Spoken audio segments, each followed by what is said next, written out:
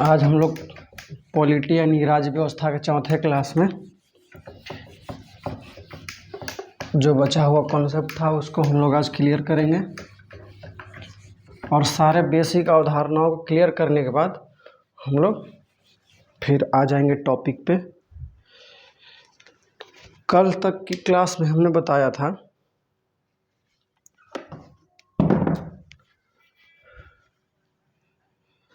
कि शासन के अंग की ज़रूरत क्यों पड़ी।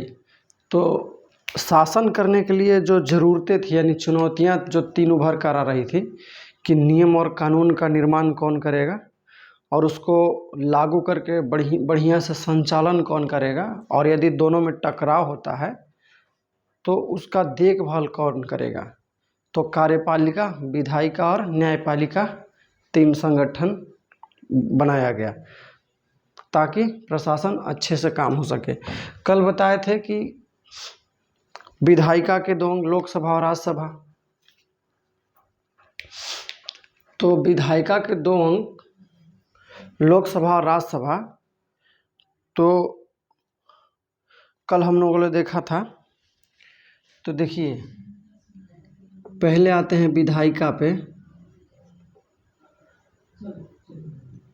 विधायिका पे अगर देखें, विधायिका हो गया, एक हो गया केंद्र स्तर पे,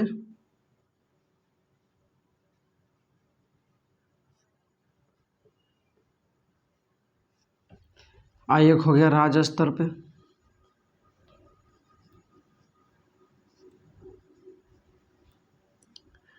कल हमने चर्चा किया है कि केंद्र स्तर पे जो विधायिका होता है उसमें एक होता है लोकसभा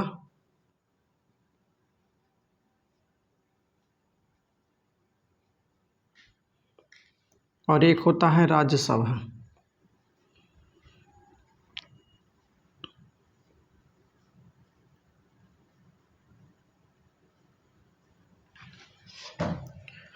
अब लोकसभा के बारे में हम जानते हैं। तो लोकसभा के जो टोटल सदस्य हो सकते हैं यानी कि मैक्सिमम, तो अधिकतम सदस्य कितने हो सकते हैं?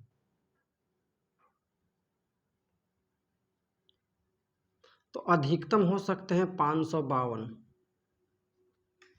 लेकिन वर्तमान में कितने हैं?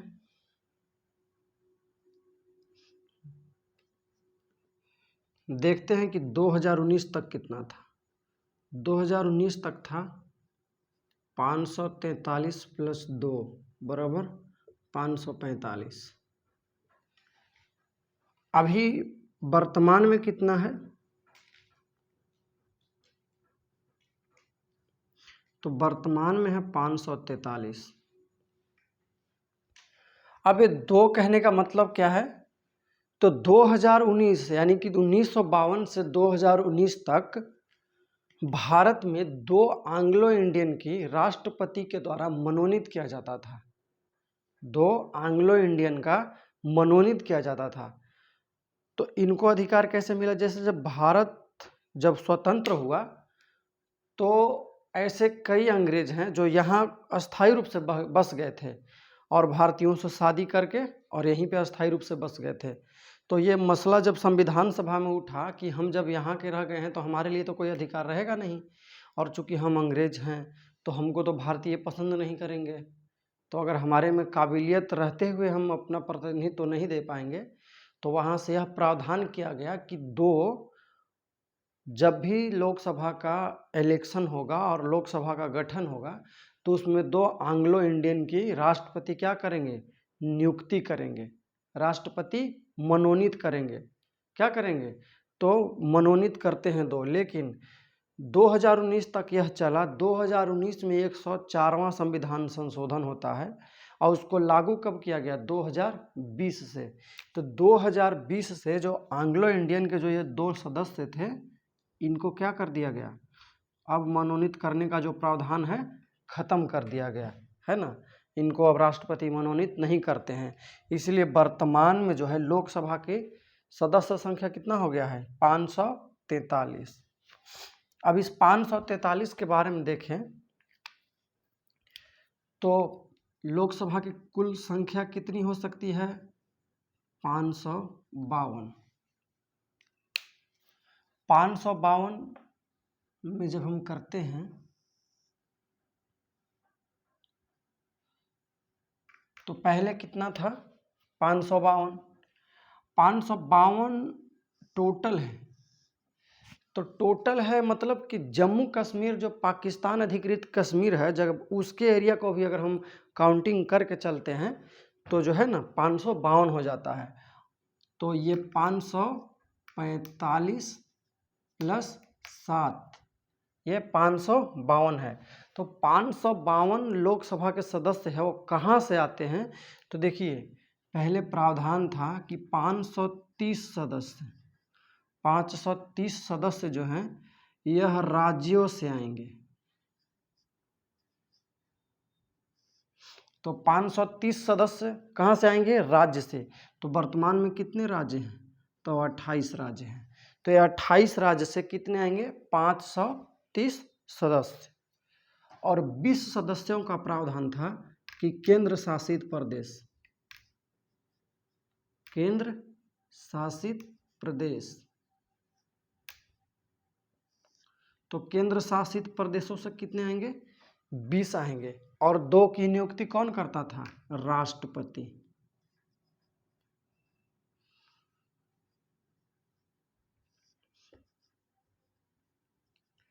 राष्ट्रपति द्वारा मनोनीत।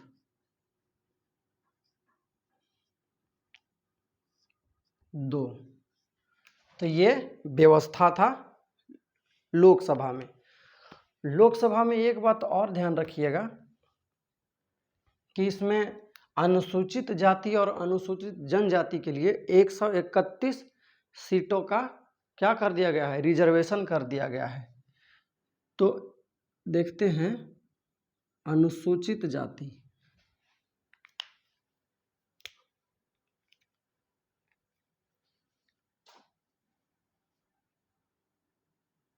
ये जो 545 है इसमें से अनुसूचित जाति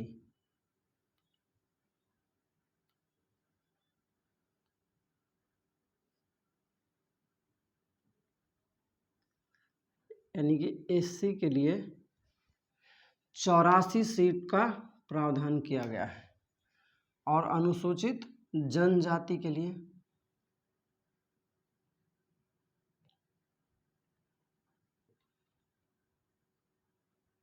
47 सीटों का प्रावधान है। तो ये हमारा क्या हो गया? लोकसभा। और लोकसभा के बारे में ये जितना हम बता रहे हैं संगठन लोकसभा का, तो लोकसभा के बारे में जितनी बातें कही गई हैं ये सारी बातें कही गई है भारतीय संविधान का एक अनुच्छेद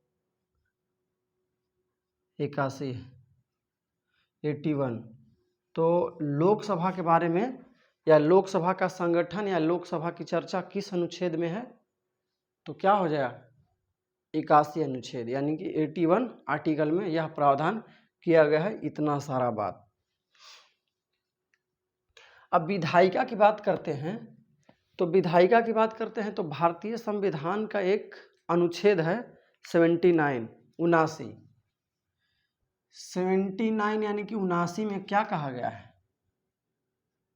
79 में यह कहा गया है कि संघ के लिए एक संसद होगी। संघ के लिए क्या होगा? एक संसद होगा। संघ के लिए एक संसद होगा जिसके 3 पार्ट होंगे। कौन कौन सा? लोकसभा, राज्यसभा और राष्ट्रपति। तो कहा गया है कि संघ के लिए एक संसद होगा जो लोकसभा, राज्यसभा और राष्ट्रपति से मिलकर बनेगा।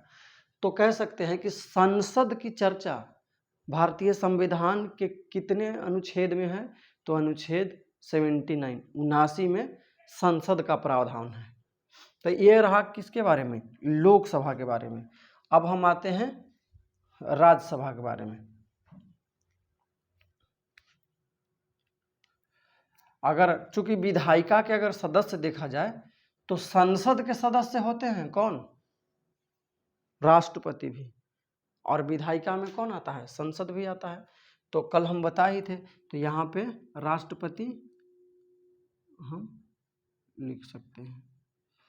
एक बात और है, लोकसभा को क्या कहा जाता है? लोकसभा को निम्न सदन कहा जाता है या जनता का सदन कहा जाता है। और राज्यसभा को क्या कहा जाता है? राज्यसभा को ऊपरी सदन कहा जाता है या श्रेष्ठ लोगों का सदन कहा जाता है। अब बात है कि लोकसभा के सदस्यों का चुनाव कैसे होता है। तो लोकसभा के सदस्यों का चुनाव जो होता है प्रत्यक्ष रूप से, प्रत्यक्ष निर्वाचन से, ठीक है ना, प्रत्यक्ष निर्वाचन से वयस्क मताधिकार के आधार पर होता है। वयस्क मताधिकार का कहने का मतलब होता है कि जो भी व्यक्ति जो 18 वर्ष की आयु ग्रहण कर चुका है और जिसका वोटर लिस्ट में नाम है, वह लोकसभा के चुनाव में भाग ले सकता है और वह मत दे सकता है, वह अपने नेता को चुन सकता है।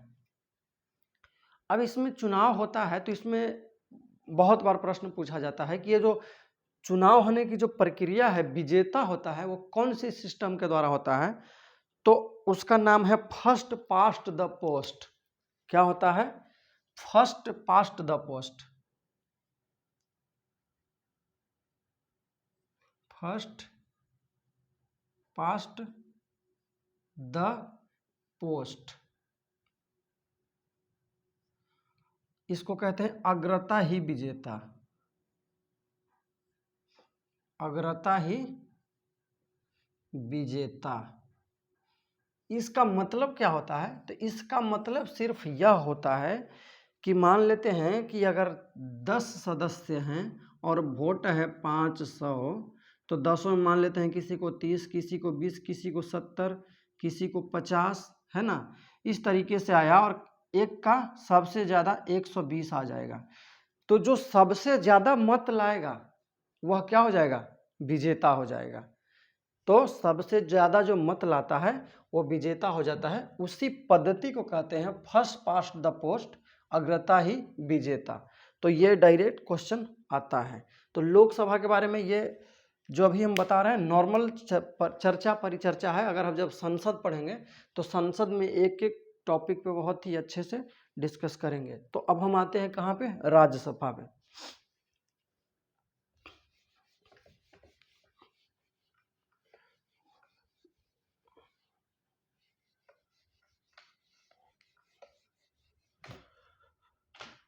जब राज्यसभा पे आते हैं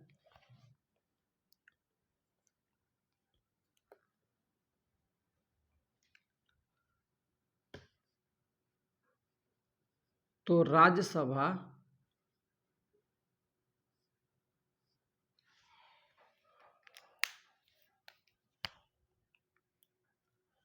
राज्यसभा की चर्चा किस अनुच्छेद में है?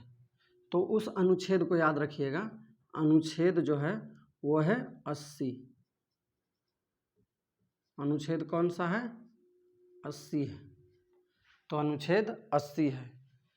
अनुच्छेद 80 में राज्यसभा की चर्चा है। तो राज्यसभा के सदस्य जो होते हैं, अब देखते हैं कि अगर हम बात करें अधिकतम,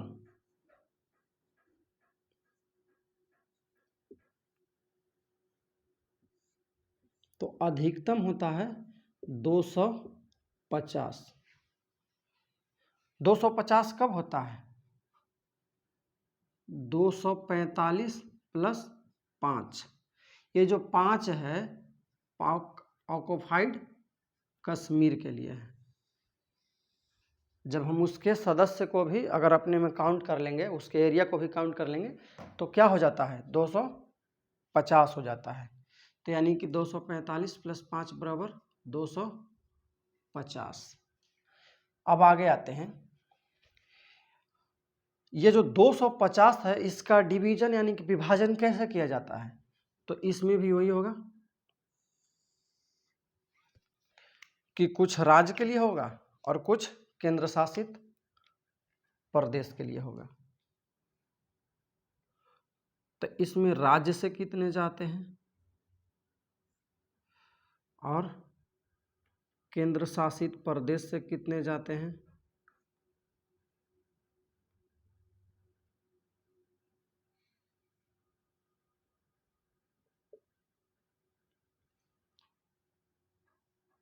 और राष्ट्रपति के द्वारा मनोनीत।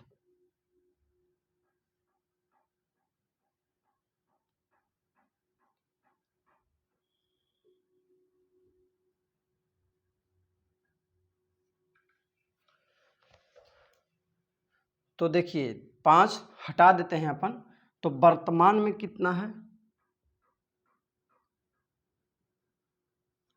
राज्यसभा के सदस्यों की संख्या 245। अब यह प्रावधान कि किस राज्य को कितने राज्यसभा के सीटें मिलेंगी, यह अनुसूची 4 में उल्लेखित है। किस में है? इसकी चर्चा अनुसूची 4 में है। अनुसूची में 4 में यह प्रावधान किया गया है कि किस राज्य को कितने राज्यसभा का सीटों का आवंटन किया जाएगा, है ना, उसके जनसंख्या के अनुपात में उसको आवंटन किया जाता है। तो किस राज्य को कितने सीटें आवंटित किए जाएंगे, कितने सीटें मिलेंगे, इसकी चर्चा अनुसूची 4 में है। तो देखते हैं हम, तो 245 में से 12 सदस्य के जो है राष्ट्रपति क्या करते हैं, मनोनीत करते हैं।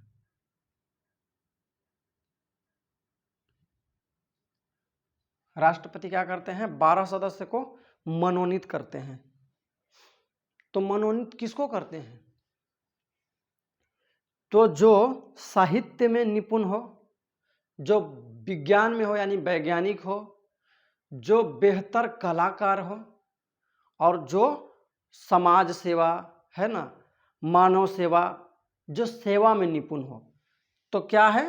साहित्य, विज्ञान, कला और सेवा, यह 4 चीज़ों में 12 लोगों को जो मनोनीत किया जाता है, वो किनको किया जाता है? किसी भी व्यक्ति को उठाकर मनोनीत नहीं कर देंगे।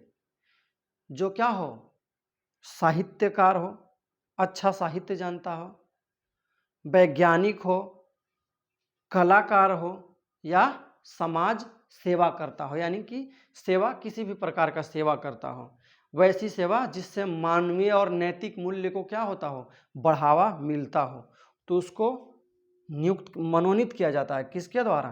राष्ट्रपति के द्वारा। तो 245 जो था उसमें 12 तो राष्ट्रपति के द्वारा क्या हो गए, मनोनीत हो गए। अब बचा कितना? 233। तो 233 में 229 सीटों का जो है वो राज्यों से, 229 सीटें किसको दिया गया है? राज्यों को दिया गया है। यानी कि जो 28 राज्य हैं वहाँ से 229 सीटें हो जाएंगी 28 राज्य मिला के। और केंद्र शासित प्रदेश देखें तो उसमें कौन हो जाएगा? 4। तो केंद्र शासित प्रदेश से कितना? 4। अब बात हो गई कि राज्यसभा के सदस्यों का चुनाव कैसे होता है। लोकसभा के सदस्य जब हम देख रहे थे तो लोकसभा के सदस्यों का हम चुनाव देखें कि फर्स्ट पास्ट द पोस्ट, अग्रता ही विजेता, वयस्क मताधिकार प्रणाली के आधार पे, यानी कि जिसकी उम्र 18 साल हो जाएगी वह लोकसभा के निर्वाचन में भाग ले सकता है। तो यहाँ पे वैसी व्यवस्था नहीं है। यहाँ पे कैसी व्यवस्था है कि ये जो राज्य स्तर पे जो विधानमंडल होता है ना, तो विधानमंडल में भी 2 सदन होता है, एक विधानसभा और एक विधान परिषद, जिसको विधानसभा को निम्न सदन कहते हैं और विधान परिषद को उच्च सदन कहते हैं। तो वहाँ भी विधान परिषद में लोगों को मनोनीत किया जाता है। तो अब जाहिर सी बात है कि मनोनीत किया जाता है, तो ये जो राज्यसभा के इलेक्शन में जो भाग लेते हैं तो वह जो है विधानसभा के जो भी इलेक्टेड मेंबर होते हैं, यानी कि निर्वाचित सदस्य होते हैं, विधानसभा के जो निर्वाचित सदस्य होते हैं वही क्या करते हैं? चुनते हैं। किनको चुनते हैं?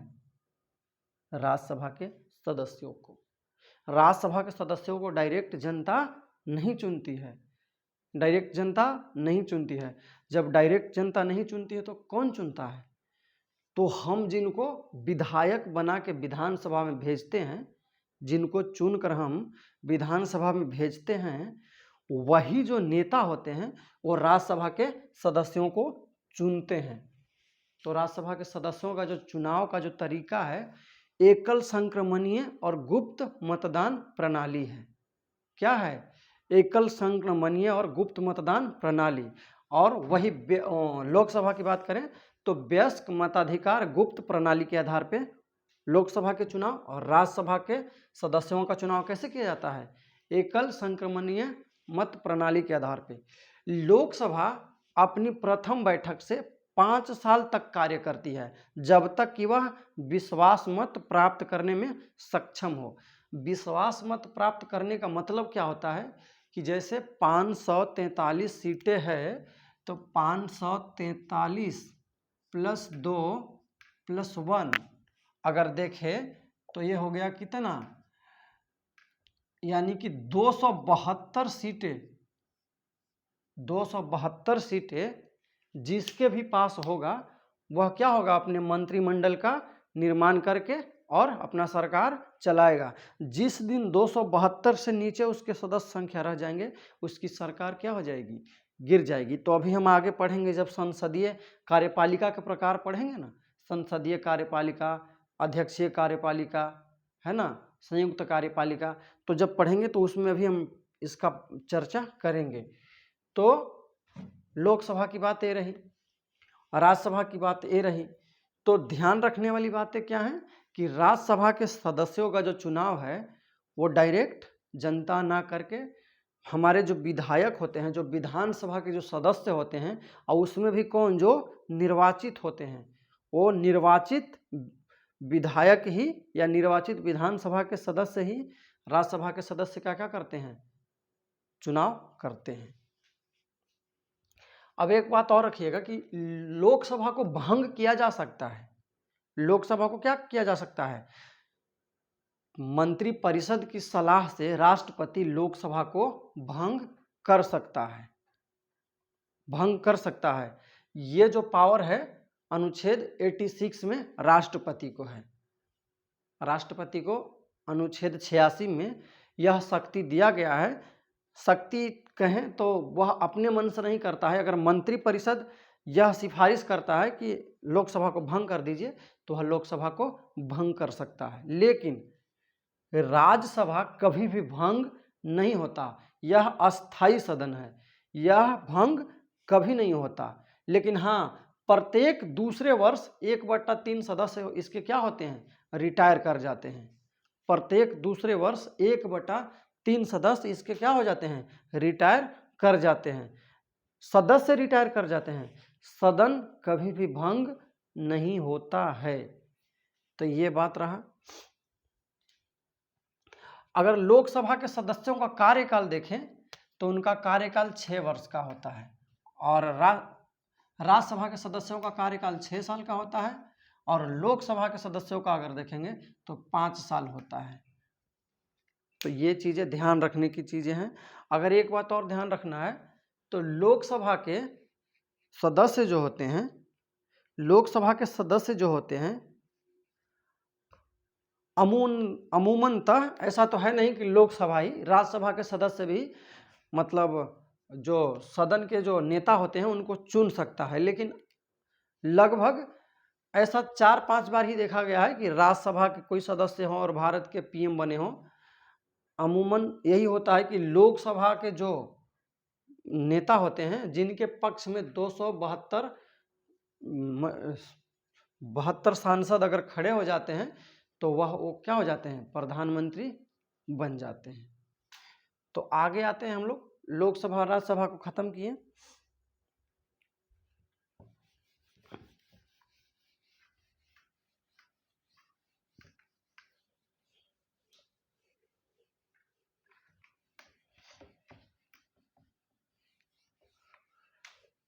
अब तीसरा जो अंग होता है विधायिका के, वो क्या होता है, वो होता है राष्ट्रपति। तो राष्ट्रपति के बारे में मोटा मोटी जानकारी प्राप्त कर लेते हैं। तो भारतीय संविधान के अनुच्छेद 52, भारतीय संविधान के अनुच्छेद 52 में यह कहा गया है कि भारत का एक राष्ट्रपति होगा। भारत का एक क्या होगा, राष्ट्रपति होगा। लोकसभा और राज्यसभा के अगर और 1-2 पॉइंट के बारे में जानना है तो यह जान लीजिए कि लोकसभा के जो, जैसे लोकसभा के अध्यक्ष जो होते हैं वो लोकसभा के सदस्यों में से ही चुनाव करते हैं। लोकसभा के अध्यक्ष का चुनाव कहाँ से होता है? तो उसी के सदस्यों में से होता है। जैसे अभी ओम बिरला हैं तो वो खुद लोकसभा के सदस्य हैं और लोकसभा के सदस्य ही क्या करते हैं? उनका चुनाव करते हैं। एक आप नाम सुने होंगे कि प्रोटेम स्पीकर। तो प्रोटेम स्पीकर क्या होता है? जैसे जब सारे लोकसभा का चुनाव हो गया और सांसद चुन के आ गए तो उस समय तो खुद लोकसभा के अध्यक्ष का चुनाव तो हुआ नहीं था, तो उनको शपथ कौन दिलाएगा? तो इसके लिए एक अंतरिम या टेम्पोररी लोकसभा अध्यक्ष के चुनाव होता है या बना दिया जाता है, तो उसको कहते हैं प्रोटेम स्पीकर। उसको क्या कहते हैं? प्रोटेम स्पीकर कहते हैं उसको। और बाकी जो मतलब पूरे कार्यकाल के लिए लोकसभा के अध्यक्ष का अपने सदस्यों में से ही क्या करते हैं? चुनाव करवाते हैं। और यह भी ध्यान रखिएगा कि भारत के जो प्रधानमंत्री होते हैं वह एक प्रधानमंत्री के रूप में शपथ नहीं लेते हैं, वह एक सांसद के रूप में शपथ लेते हैं। और उनको शपथ कौन दिलाता है? लोकसभा के अध्यक्ष। तो यह एक सांसद के रूप में ही शपथ लेते हैं, न कि प्रधानमंत्री के रूप में। प्रधानमंत्री के रूप में शपथ नहीं लेते हैं, वह एक सांसद के रूप में लेते हैं। अब राष्ट्रपति के बारे में एक बात है कि भारतीय संविधान के अनुच्छेद 52 में यह कहा गया है कि भारत का एक राष्ट्रपति होगा। और राष्ट्रपति से संबंधित एक अनुच्छेद 53 है कि यह कार्यपालिका शक्ति का क्या होगा? प्रधान होगा। कार्यपालिका शक्ति का प्रधान होगा, जो अपनी शक्ति का प्रयोग मंत्रिपरिषद की सलाह के अनुसार करेगा। तो नॉर्मल सा प्रश्न ऐसे ही आ जाता है सीधे सीधे कि कार्यपालिका शक्ति का प्रधान, केंद्रीय कार्यपालिका शक्ति का प्रधान कौन होता है? जब वास्तविक और नाम मात्र का ऑप्शन नहीं रहे तो उसमें डायरेक्ट मार देना है क्या? राष्ट्रपति। लेकिन अगर पूछे कि वास्तविक कार्यपालिका तो प्रधानमंत्री और नाम मात्र का कार्यपालिका तो क्या हो जाएगा? राष्ट्रपति। संवैधानिक कार्यपालिका तो राष्ट्रपति। इस तरीके से हम लोग करते हैं।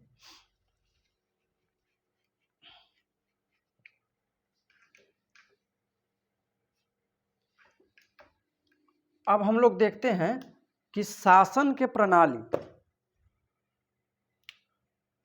शासन के प्रणाली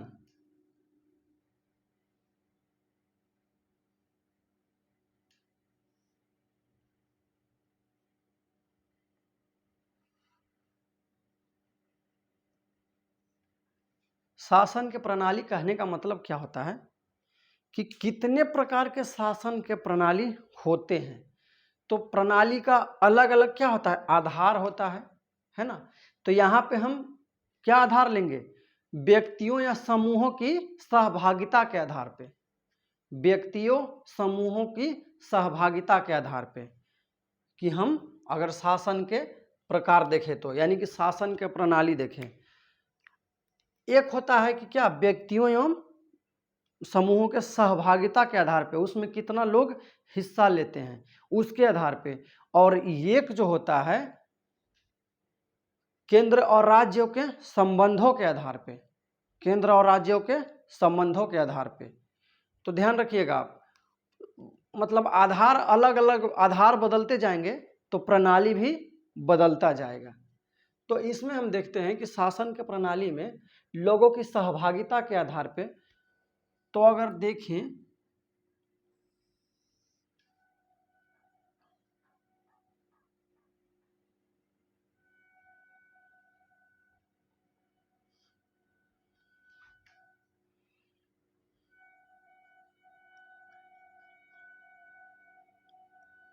एक होगा राजतंत्र,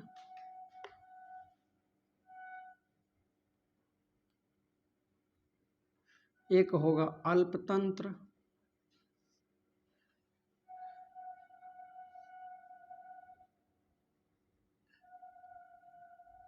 एक होगा लोकतंत्र। अल्पतंत्र को ओलिगोक्रेसी, लोकतंत्र को डेमोक्रेसी और राजतंत्र को डिक्टेटरशिप भी कहा जा सकता है। तो देखिए, राजतंत्र किसे कहते हैं? तो अभी हम पढ़े हैं कि हमारा जो संघ सरकार होता है उसके शक्तियों को विकेंद्रित किया गया है। कार्यपालिका कानून अलग संस्था बनाएगी, कानून को लागू अलग संस्था करेगी और इन दोनों में समन्वय और सहभागिता अलग संस्था बनाएगी। यानी कि अगर दोनों में कुछ गड़बड़ होता है तो उसके देखने के लिए एक अलग संस्था है। लेकिन राजतंत्र में क्या होता है कि राजतंत्र में होता क्या है कि किसी एक व्यक्ति के पास ही विधायिका, कार्यपालिका और न्यायपालिका की शक्तियां केंद्रित होती हैं। क्या होती हैं? केंद्रित होती हैं। कहने का मतलब क्या है कि एक व्यक्ति के द्वारा ही कोई विधि बनाया जाएगा, कोई नियम बनाया जाएगा और उसी व्यक्ति के द्वारा उस नियम को लागू किया जाएगा। और अगर कोई मना करता है उस नियम के अनुसार चलने में तो सजा का भी प्रावधान उस व्यक्ति के द्वारा ही किया जाएगा। तो आप देख रहे होंगे कि शक्ति का क्या हो रहा है? संकेंद्रण हो रहा है। वहां पे शक्ति का क्या हो रहा था? बंटवारा हो रहा था। यह शक्ति को अपने में क्या कर रहा है? समाहित कर ले रहा है। तो राजतंत्र में अमूमन क्या होता है कि सारी शक्तियां राजा के केंद्र में निहित होती हैं। सारे जितने भी टैक्सेशन सिस्टम का हो गया, कर सुधार, कर वसूली, सारे सिस्टम को कौन देखेगा? तो यही देखेगा। तो इसमें देखिए तो कि इसके प्रशासन में लोगों की सहभागिता रहेगी? तो बिल्कुल नहीं रहेगी।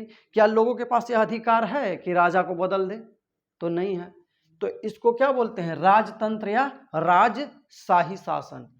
इसको क्या बोलते हैं? राजतंत्र या राजशाही शासन। जब शक्तियों का बंटवारा ना होकर शक्तियों का सारा केंद्र बिंदु एक व्यक्ति के हाथों में चला जाता है तो उसको क्या बोलते हैं? राजतंत्र। अल्पतंत्र में क्या होता है कि कुछ गिने चुने श्रेष्ठ लोग, है ना, अल्पतंत्र या कुलीन तंत्र इसी को बोलते हैं कि कुछ गिने चुने श्रेष्ठ लोग, है ना, जो उस शासन का बागडोर अपनी हाथों में ले लेते हैं। 10, 5, 100 कुछ हो सकता है। मान लीजिए कि 2 करोड़ और 1 करोड़ की आबादी है और वहाँ पे 100 व्यक्ति यह फैसला कर दे रहा है या 5 व्यक्ति यह फैसला कर दे रहा है कि हम सारा चीज़ देख लेंगे। और वो भी कौन कौन? निम्न वर्ग नहीं, मध्य वर्ग नहीं, जो कुलीन है, जो श्रेष्ठ है ना। तो वो अगर शासन को अपने केंद्र की ओर खींच रहा है, सारी शक्तियां अपनी ओर ला रहा है, तो उसको क्या बोलते हैं? अल्पतंत्र होता है। लोकतंत्र में क्या होता है? लोकतंत्र में होता है कि जनता की सहभागिता बढ़ चढ़ कर होती है। जनता इसमें प्रत्यक्ष रूप से या अप्रत्यक्ष रूप से शामिल होती है और जनता ही मालिक होती है। जनता चाहे तो किसी को शासक बना दे, किसी को सत्ता से हटा दे। तो वैसे शासन पद्धति को क्या कहते हैं? लोकतंत्र। लोकतंत्र की एक परिभाषा भी दिया गया था कि जनता के लिए और जनता के द्वारा चुना हुआ, तो उसको क्या कहते हैं? लोकतंत्र। तो लोकतंत्र की एक परिभाषा भी थी। अब हम देखते हैं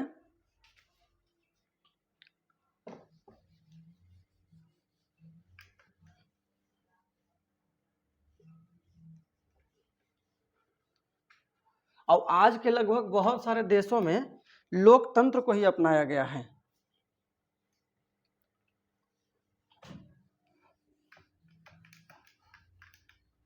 अब अगर देखें हम तो केंद्र और राज्यों के संबंधों के आधार पे, केंद्र और राज्यों के संबंधों के आधार पे अगर हम देखें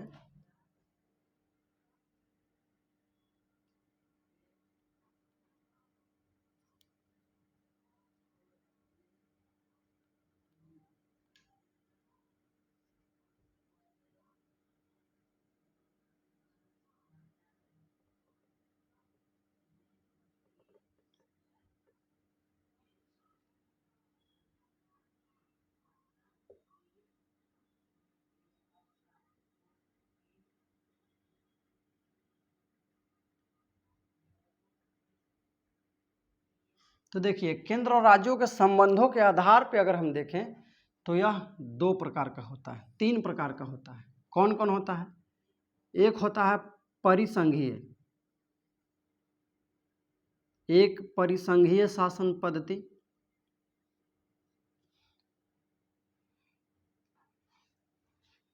एक होता है संघीय शासन पद्धति,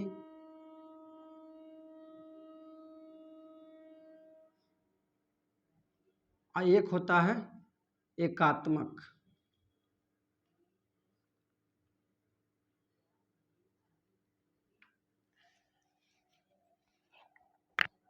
इसको इंग्लिश में बोलते हैं कन्फेडरेशन, कन्फेडरेशन। इसको बोलते हैं फेडरेशन, और इसको बोलते हैं यूनिटरी। इसको क्या बोलते हैं? यूनिटरी। अब परिसंघीय क्या होता है? तो देखिए ये मान लेते हैं कि कोई राज्य है, ठीक है, राज्य है और इसके ये छोटे छोटे प्रांत हैं, ये सारे छोटे छोटे प्रांत हैं।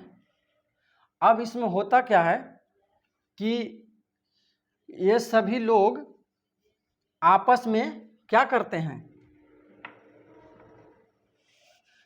आपस में एक विचार व्यक्त करते हैं, आपस में एक संस्थागत ढांचा का निर्माण करते हैं कि हम शासन कैसे चलाएंगे। तो देखिए ये जो है एक राज्य है, तो राज्य का एक केंद्रीय सरकार होगी और अपने राज्यों का भी एक सरकार होगा, तो दोनों के पास कुछ न कुछ अधिकार है। तो केंद्रीय सरकार और राज्य के सरकार दोनों के बीच आपसी तालमेल से एक समझौता होगा।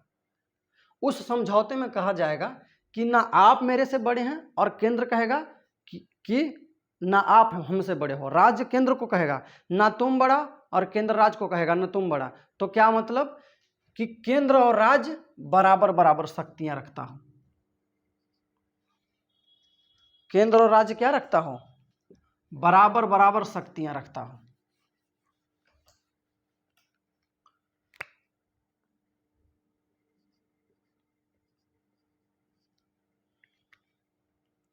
केंद्र और राज्य जब बराबर शक्तियां रखता हो तो उसको क्या बोलते हैं?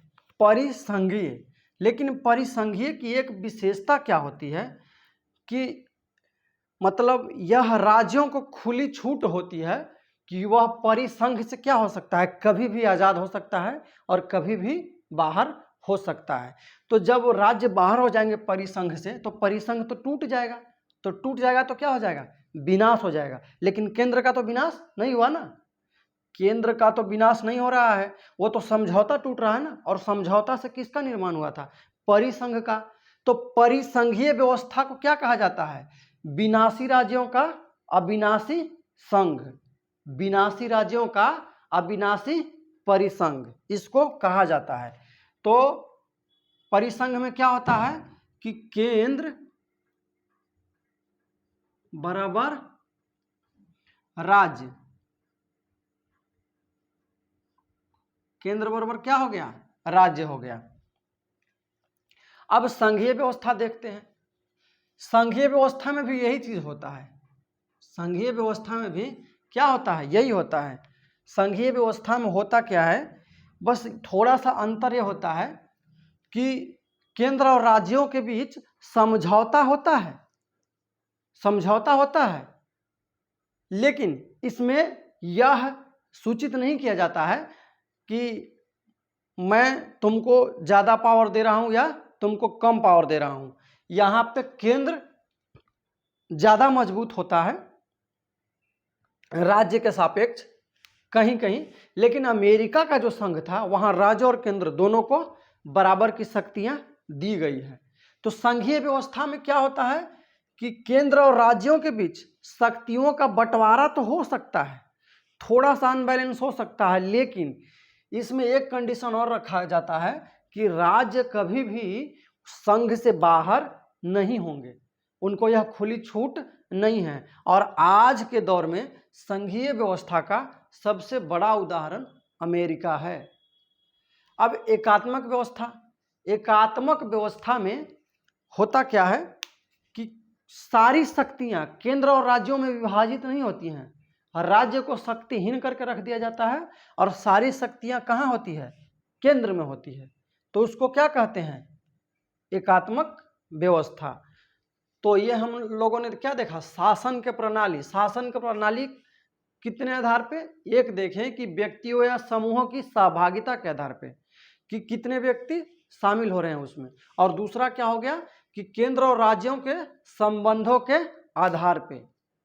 अब हम एक और शासन प्रणाली देख रहे हैं, उसको बोलते हैं संसदीय शासन प्रणाली या अध्यक्षीय शासन प्रणाली।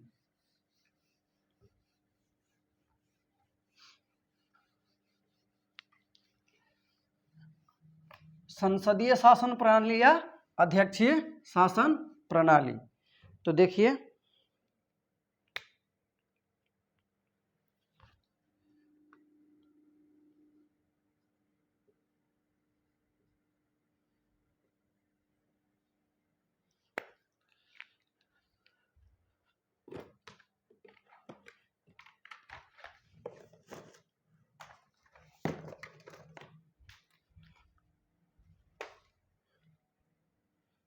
तो संसदीय प्रणाली और अध्यक्षीय प्रणाली में अंतर क्या होता है।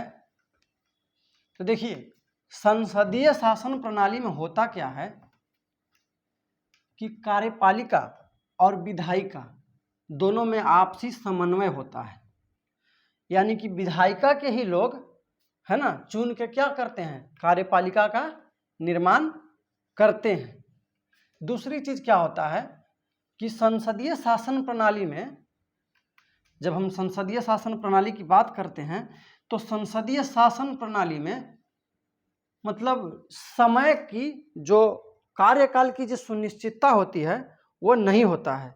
क्यों नहीं होता है, तो कहिएगा कि उनको 5 साल के लिए लोकसभा का सदस्य चुन के भेजा तो जाता है, लेकिन 5 साल सदस्य के रूप में भेजा जाता है।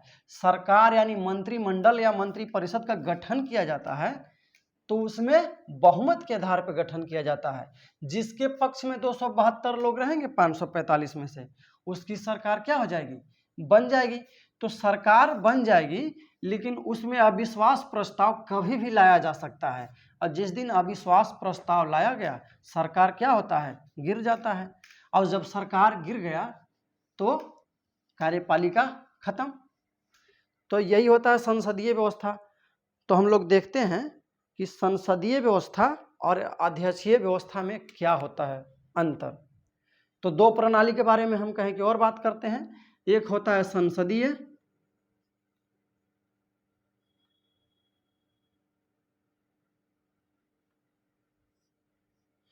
एक होता है अध्यक्षात्मक।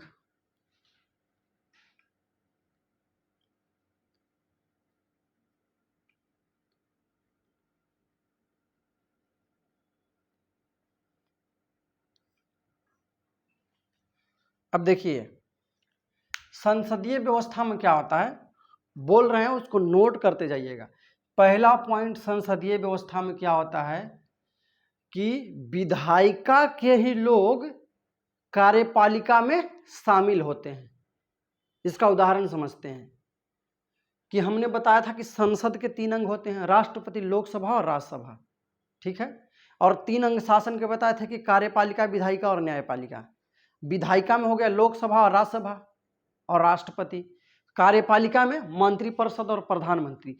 सोचिए थोड़ा कि प्रधानमंत्री कौन बनता है, तो लोकसभा में जो बहुमत दल का नेता होता है वो कौन बनता है, प्रधानमंत्री बनता है। तो लोकसभा क्या है, विधायिका का अंग है, और प्रधानमंत्री कौन है, कार्यपालिका का अंग है। तो प्रधानमंत्री को कौन चुन रहा है, तो विधायिका के लोग चुन रहे हैं। तो विधायिका और कार्यपालिका में डायरेक्ट प्रत्यक्ष संबंध होता है। किस प्रणाली में, संसदीय प्रणाली में। पहला पॉइंट, इसको लिखना कैसे है कि विधायिका के लोग ही कार्यपालिका में शामिल होते हैं, पहला पॉइंट। अध्यक्षीय शासन प्रणाली में अगर हम देखें तो अध्यक्षीय शासन प्रणाली में पहला पॉइंट क्या होगा कि कार्यपालिका और विधायिका में स्पष्ट अंतर होता है, यानी कि कोई भी कार्यपालिका के लोग क्या होते हैं, विधायिका के अंग नहीं होते हैं, विधायिका के सदस्य नहीं होते हैं। तो कैसे समझते हैं, अध्यक्षीय प्रणाली का अगर हम जीता जाता उदाहरण देखें तो वो है अमेरिका। और अमेरिका की जब हम अगर पार्लियामेंट की बात करते हैं तो उसको क्या बोलते हैं, संसद को बोलते हैं कांग्रेस। और भारत में लोकसभा राज्यसभा की भांति उसके भी दो सदन हैं, एक होता है सीनेट और एक होता है हाउस ऑफ रिप्रेजेंटेटिव। तो सीनेट होता है वहाँ का उच्च सदन होता है, और हाउस ऑफ रिप्रेजेंटेटिव जो होता है वह निम्न सदन होता है। तो वहाँ के जो राष्ट्रपति होते हैं वो ना तो सीनेट के सदस्य होते हैं और ना ही हाउस ऑफ रिप्रेजेंटेटिव के सदस्य होते हैं, तो दोनों को सदस्य नहीं होते हैं। तो यानी कि विधायिका और एक कार्यपालिका में क्या होता है, कोई संबंध नहीं होता है, पहला अंतर हो गया। दूसरा, इनमें कार्यकाल की सुनिश्चितता नहीं होती है। सुनिश्चितता कहने का मतलब कि 5 साल के लिए हम लोकसभा के सदस्य को भेज दिए हैं, लेकिन जब तक आपके पास बहुमत है तब तक आप सरकार चला पाएंगे। लेकिन ऐसा अध्यक्षीय प्रणाली में नहीं होता है, उनको एक फिक्स टाइम के लिए शासन प्रणाली का बागडोर दिया जाता है कि 5 साल 4 साल, अलग अलग देशों में है, तो उनको उस टाइम तक कोई हस्तक्षेप नहीं करेगा। हाँ, अगर वह संविधान का उल्लंघन करते हैं तो उन पे महाभियोग लाया जा सकता है, जो कि बहुत ही जटिल प्रक्रिया है और ना के बराबर ही मतलब लाया जाता है। अभी तक डोनाल्ड ट्रंप जो थे उन पे 2 बार लाया गया था, लेकिन पारित 1 बार भी नहीं हो पाया था। तीसरी विशेषता हो जाएगी संसदीय में कि जो होता है कि सामूहिक उत्तरदायित्व के सिद्धांत पे काम करते हैं।